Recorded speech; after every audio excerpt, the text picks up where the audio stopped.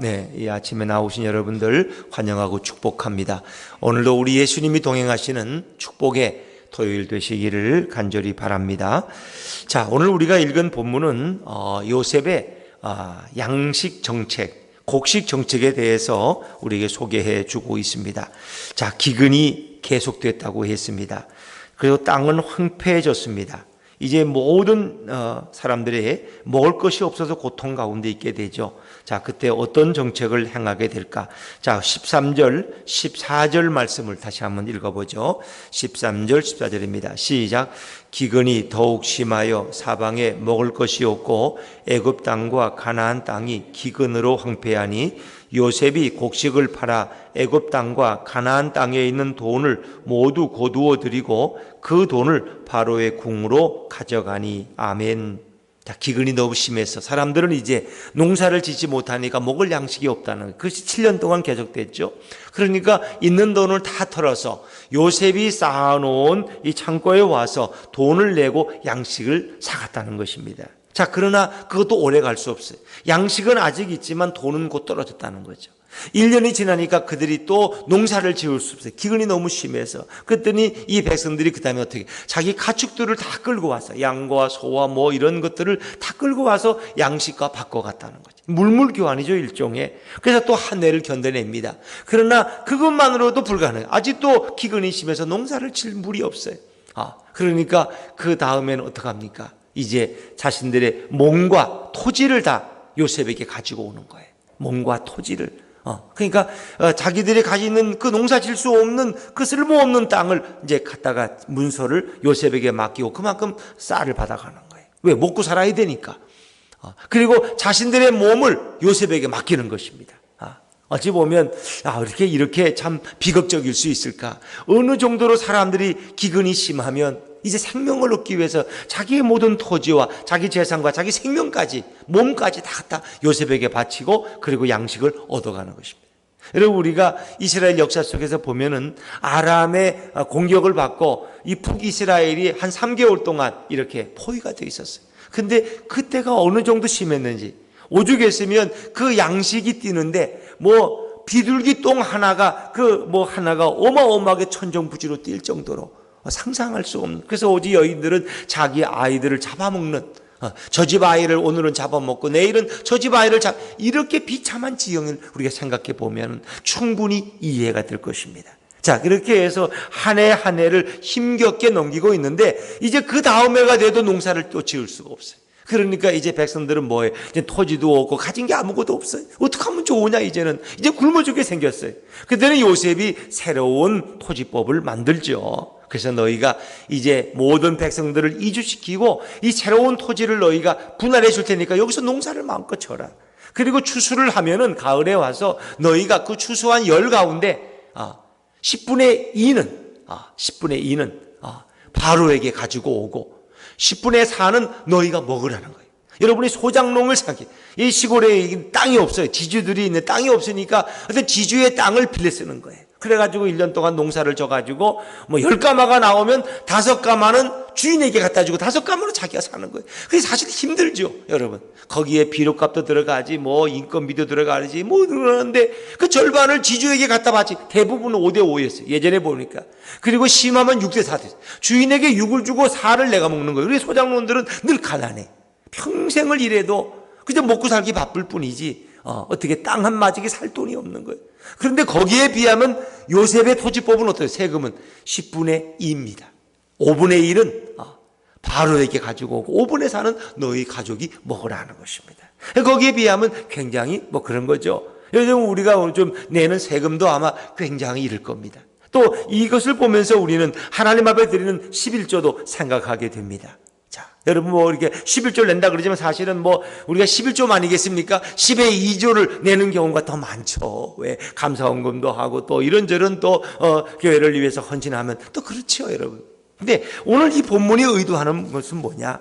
요셉이 좋은 양식 정책 또 토지 이런 개혁을 통해서 이 굶주린 가운데 백성들을 먹인 이런 것을 우리에게 먼저 소개해 주고 있죠. 그러나 이것은 요셉의 지혜가 아니라 누가 주신 지혜예요? 하나님이 주신 지혜다.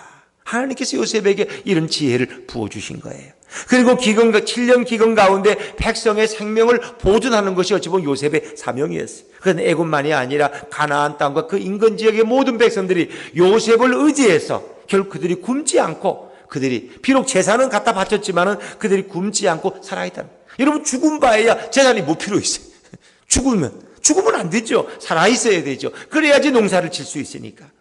결국 요셉의 식량 정책은 모든 토지와 모든 것이 다 바로의 것이 되게 했지만은 결국은 백성을 살려냈고, 또 그들이 기근이 지난 다음에 농사를 져서 살아갈 수 있는 터전을 마련해 주었다는 거죠. 근데 우리가 이제 한 가지 이 본문을 보면서 생각할 것이 있어요. 자, 우리 20절 말씀을 한번 읽어볼까요? 20절 말씀을 다시 한번 읽죠. 20절입니다. 시작. 그러므로 요셉이 애굽의 모든 토지를 다 사서 바로에게 바치니 각기 토지를 팔았음이라. 땅이 바로의 소유가 되니라. 아멘. 이 모든 것이 이제는 바로의 소유가 되는, 바로의 것이 되는 것입니다. 그것만 아니에요. 자, 23절 말씀을 읽고 23절입니다. 시작. 요셉이 백성에게 이르되 오늘 내가 바로를 위하여 너희 몸과 너희 토지를 샀노라. 여기 종자가 있으니 너희는 그 땅에 뿌리라. 누구를 위하여? 바로를 위하여. 이 요셉의 이 이야기를 생각하면서 우리는 예수님을 생각하게 됩니다. 왜냐하면 예수님은 오직 하나님을 위해서 살아가셨거든요. 하나님을 위해서, 그리고 하나님의 영광을 위해서 예수님은 자신을 내어드립니다. 그리고 결국 이 우리 죄와 절망 가운데 죽을 우리들을 살리기 위해서 당신이 스스로 자신의 생명을 우리의 죄값으로 내어주시죠. 그래서 우리는 피로 값주고 사신 교회다, 그렇게 말합니다. 결국 이 모든 것이 바로의 것이 됐어요. 모든 것이 다 산 것이 됐어요. 다 바로에게 바치고 말았어요. 어찌 보면 우리의 모든 것은, 생명과 우리의 모든 것은 누구의 것이냐? 주님의 것이다. 주님의 것이다. 피로 값주고 사신 교회, 이 주님의 것이죠. 우리의 모든 생명과 우리의 모든 재산은 다 주님으로부터 받은 것이죠. 저는 그래서 오늘 여기서 바라보는 이 요셉의 모습은 바로 우리 예수님의 그림자가 된다는 거예요. 예수님이 오셔서 만민을 죄악 가운데 구원할 것을, 기근 가운데, 영적 기근 가운데 생명으로 구원할 것을 요셉의 사건을 통해서 우리에게 보여주고 있는 것입니다. 요셉은 기근이 심해서 먹을 양식이 없는 그들에게 양식을 베푸는 구원 정책을 폈다면, 예수님은 이 땅의 모든 사람들이 영적 기근에 시달려서 이제 죄와 절망으로 죽어가는 그들을 구원하기 위해 자신이 생명의 떡으로 오신 거죠. 나는 생명의 떡이다. 누구든지 나를 먹으면 영원히 살 것이다. 예수님은 자신의 피를 우리에게 생명의 피로 내어주신 거죠. 생명의 음료를 내어주셨어요. 그래서 성찬이라는 것은 뭡니까? 주님의 몸과 주님의 피를 먹고 우리가 영원한 생명을 얻는 것을 늘 기념하며 우리는 새 생명을 얻으며 살아가고 있지 않습니까? 그래서 오늘 요셉의 이 백성들을 살리는 모습은 인류를 죄악 가운데 구원하시고 새로운 생명을 주시는 예수님의 모델, 예수님의 그림자가 된다 하는 것입니다. 결국 우리는 예수님께 은혜를 입은 자가 된 것이죠. 그래서 우리는 살아도 죽어도 누구를 위해서? 주님을 위해서 살아가는 것입니다. 고린도전서 10장 31절에 보니까 그런즉 너희가 먹든지 마시든지 무엇을 하든지 다 하나님의 영광을 위하여 하라 하는 것입니다. 아마 애굽의 백성들은 자기들의 소유가 없었습니다. 그리고 이 모든 것은 바로의 것입니다. 그리고 그들은 농사를 짓고 이제 10의 2를 바로에게 세금으로 내고 10의 8을 가지고 그들은 생활할 수 있었습니다. 아마 우리가 그 4,000년 전에 그 애굽에서 있었던 일을 뭐 왈가왈부하기는 어려울 것. 혹자는 그런 말 하는 사람이 있어요. 이 요셉이 너무 잔혹하지 않느냐. 그 양식을 그냥 공짜로 다 나눠주고 구제하고 국류를 베풀어야지. 그것을 갖고 돈을 받고 토지를 받고 그 재산을 받으면 나중에 다 거렁뱅이 만드는 거, 소장농 되는 거 아니냐. 이렇게 비판하는 사람도 실제 있어요. 이 성경을 보고. 우리도 그런 생각할 수 있어요. 왜 모든 것을 다 바로의 것이 되게 하느냐. 백성들에게 다 구제미를 베풀면 다 먹고 살 수 있지 않느냐. 여러분, 그러나 그거는 우리가 좀 다시 한번 좀 생각을 해봐야 돼요. 즉 우리 사회에도 복지정책이라 그래서 이렇게 퍼주기식 정책을 청년들에게 무조건 뭐 50만 원씩 매달 준다든가, 예를 들면 또 그냥 이렇게 막 퍼주기 복지정책을 하다 보니까 이게 도덕적 해이가 가져오는 거예요. 모럴 해이라 그러죠. 그래서 이게 오히려 벤츠를 타고 다니는 사람들이 영세민이래. 그 정부에서 몇십만 원씩 받고 있어. 이게 뭔가 정책이 누수 현상이 일어난다. 일하지 않고 그냥 어떻게 정부에서 우리를 먹여주지 않나. 이러면 뭐예요? 결국은 나라가 망하는 거죠. 미국의 어느 대학의 졸업식장에서 한 흑인 재벌이 있는데 그분이 그 졸업생들은 대개 미국에서는 돈이 없으니까 자기들 아르바이트해서 등록비를 내고 그러니까 대개 정부에서 돈을 꿉니다. 장학금을 받아요. 그리고 자기가 이제 그걸 갚아 나가는 거예요. 그러니까 직장 생활 하면서도 매달 자기 월급에서 얼마씩 다 이 등록금 받은 거를 다시 갚아 나가는 거예요. 그런데 그 흑인 재벌이 그런 선언을 와서 당신들의 모든 그 등록금 빚을 내가 다 갚아주겠습니다. 그래서 한 70억 되는 빚을 일시에 다 탕감해줘서 그 졸업식장이 뭐 환성으로 난리가 나. 그 개인이 가진 재산을 그렇게 나누는 건 좋은 일입니다. 그러나 정부가 가진 돈을 가지고 백성들에게 다 무상으로 나눠주다 보면 정부는 곳간이 비고 정부는 어떻게 됩니까? 정부는 위험에 처하게 돼요. 정부가 부도에 빠지면 결국 어느 중동의 어느 유럽의 남미의 어느 나라처럼 되는 거예요. 그 나라가 그렇게 베네수엘라가 잘 살던 나라예요. 그 엄청난 이 석유가 나와가지고 엄청 살았어요. 그 나라가 복지 정책을 펴는데 모든 백성에게 다 공짜다. 결국은 그 나라가 양식을 구할 수 없고 사과 하나를 사려면 엄청난 돈을 지불하는 그런 가장 빈국이 되었다. 왜? 일하지 않고 정부가 퍼주다 보면 결국은 그 나라는 망하고 만다는 것입니다. 거기에 비하면 요셉은 어떻습니까? 그들이 일해야만 먹고 살 수 있는 정책을 베풀었다. 누구든지 일하면 다 먹지 않고 살 수 있도록 모든 것을 다시 다 돌려주었다는 거예요. 이건 다시 너희가 것이다. 어찌 보면 우리의 모든 것은 하나님의 것이에요. 우리의 생명도, 우리의 재물도, 우리의 집도, 우리 자녀도 다 하나님의 것이에요. 그런데 하나님이 그것을 빼앗아가지 않습니다. 우리는 하나님 앞에 감사의 의미로 그저 우리가 감사 헌금을 드리고 혹 11조 헌금을 드릴 것이지 나머지는 우리 마음대로 쓸 수 있도록 허락해 주셨다는 거예요. 그래서 우리는 요셉의 이 양식 정책을 보면서 이 땅에 오신 예수님이 우리에게 베푸실 이 구원의 은혜를 다시금 생각하게 된다. 이 모든 것은 우리의 것이 아니라 주님의 것이다. 은혜로 받은 것이고 그리고 모든 생명을 살려주시는 우리 예수님의 사랑을 생각할 수 있습니다. 자, 그런 가운데 이스라엘 백성은 기근 가운데서도 어떡합니까?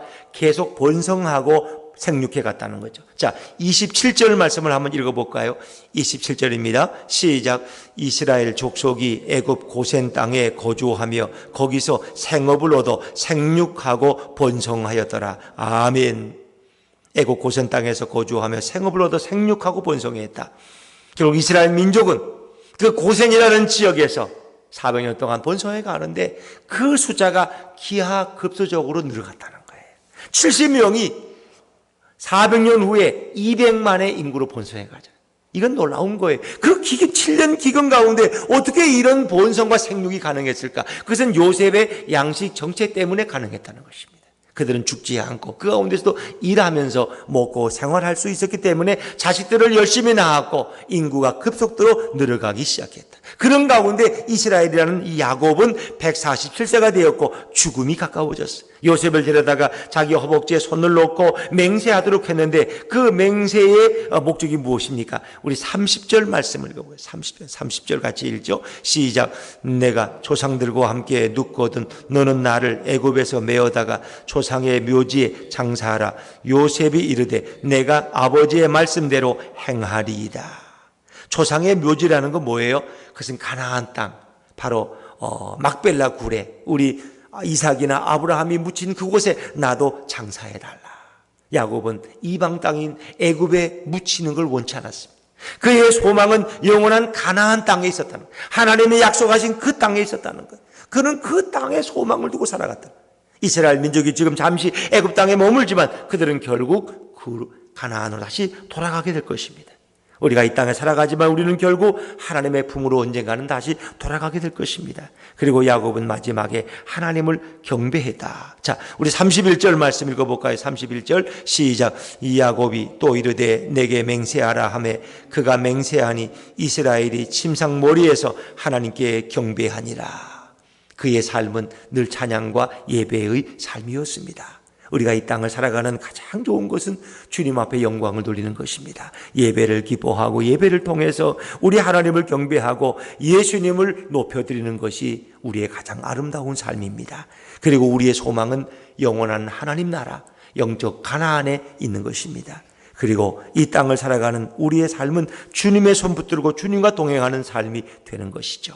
오늘도 영원한 하나님 나라에 오직 소망을 두고 오늘도 예수님과 함께 걸어가는 저와 여러분의 복된 하루가 되시기를 주의 이름으로 축원합니다. 기도하겠습니다.